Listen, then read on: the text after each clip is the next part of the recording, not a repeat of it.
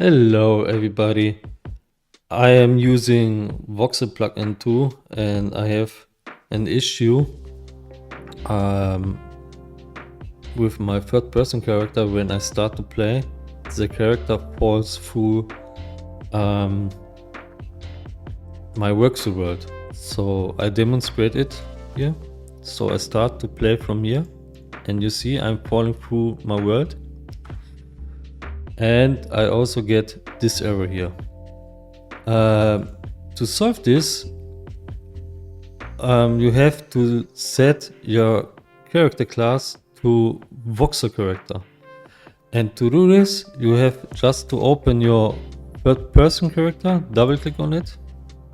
And here under class settings, you select class settings, and under parent class, you search for voxel character.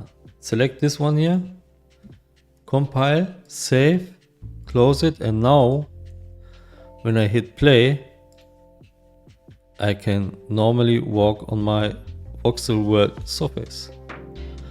Yeah, that's all. See you.